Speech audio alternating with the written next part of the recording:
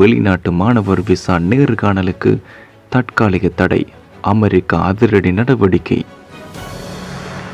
Yemen விமான நிலையம் மீது இஸ்ரேல் தாக்குதல். அமெரிக்காவுடன் இணைந்தால் கனடாவுக்கு அதிநவீன ஏவுகணை. விமானத்திற்குள் பறந்த புறாக்கள். அமெரிக்க ஜனாதிபதியாக ட்ரம்ப் பதவியேற்றதும் பல்வேறு திட்டங்களை முன்னெடுத்து வருகிறார். அமெரிக்காவில் மீண்டும் பொற்காலம் ஏற்பட செய்வேன் என கூறி வருகிறார். இந்த நிலையில் குடியேற்றம் மற்றும் விசா தொடர்பாக கட்டுப்பாடுகளை விதித்து வருகிறார். இந்த சூழலில் வெளிநாட்டு மாணவர்களுக்கு ட்ரம்ப் நிர்வாகம் நேற்று புதிய கட்டுப்பாடுகளை விதித்தது. வகுப்புகளை பாதியில் நிறுத்துதல் அல்லது வகுப்புகளுக்கு செல்லாமல் தவிர்த்தல் போன்ற ஒழுங்கீன செயல்களில் ஈடுபட்டால் அந்த மாணவரின் விசா ரத்து செய்யப்படும் என்று அறிவித்துள்ளார். இந்த நிலையில் வெளிநாட்டு மாணவர்களுக்கான விசா நேர்காணலுக்கான திட்டமிடலை உடனடியாக நிறுத்தும்படி உலகம் முழுவதும் உள்ள அமெரிக்க தூதரகங்களுக்கு ட்ரம்ப் அரசு உத்தரவிட்டுள்ளது.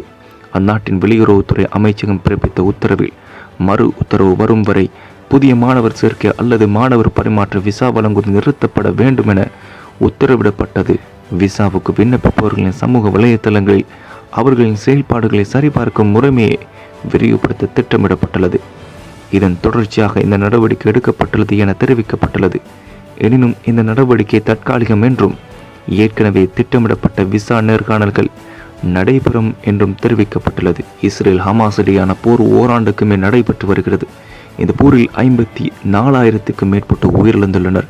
இதனிடையே இஸ்ரேல் ஹமாஸ் இடையேயான போரில் ஹமாஸ் ஆயுத குழுவினருக்கு ஏமனில் செயல்பட்டு வரும் ஹவுதி கிளர்ச்சியாளர்கள் ஆதரவு அளித்து வருகின்றனர். ஹமாஸுக்கு ஆதரவு அளிக்கும் வகையில் ஹவுதி கிளர்ச்சியாளர்கள் இஸ்ரேல் மீது அவ்வப்போது ஏவுகணை ட்ரோன் தாக்குதல் நடத்தி வருகின்றனர்.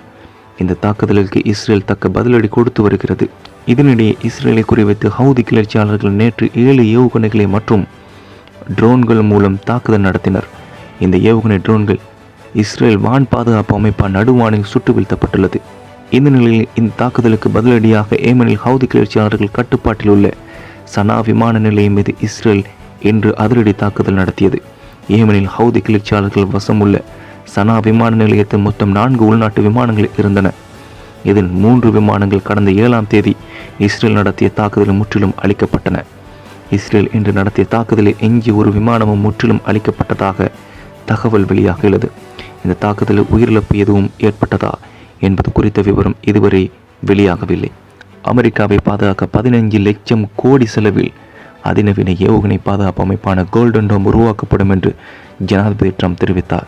இந்த நிலையில் ட்ரம்ப் தனது சமூக வலைதள பக்கத்தில் கூறும்போது, எங்களது அற்புதமான கோல்டன் டோம் அமைப்பின் ஒரு பகுதியாக இருக்க விரும்பும் கனடாவிடம் நீங்கள் தனிநாடாக இருந்தால் $61 பில்லியன் செலவாகும்.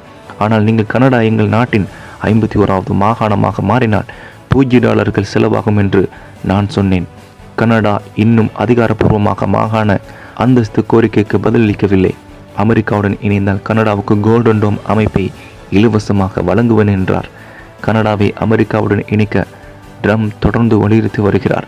இதற்கு கனடா கடும் எதிர்ப்பை தெரிவித்துள்ளது. அமெரிக்காவின் மினியோபோலிஸ் செயின்ட் பால் சர்வதேச விமான நிலையத்திலிருந்து விஸ்கான்சினின் மேடிசனுக்கு விமானம் புறப்பட தயாராக இருந்தது. அப்போது எதிர்பாராத விதமாக புறா ஒன்று கேபினுக்குள் பறந்தது. இதனை கண்ட பயணிகள் சத்தம் போட்டு அலறினர். இதனையடுத்து ஒரு பயணி அதை பிடிக்க முயற்சித்தார். இந்த தருணத்தை பயணி ஒருவர் வீடியோவில் படம் பிடித்தார். அந்த பறவை கேபினுக்குள் படபடப்பென பறக்கும்போது ஒரு பயணி ஜாக்கெட்டை பயன்படுத்தி அதை தடுத்து நிறுத்துவதை இந்த காட்சிகள் காட்டுகின்றன. விமானத்துக்குள் நுழைந்த ஒரு புறாவை ஏற்கனவே விமானத்திலிருந்து அகற்றினர்.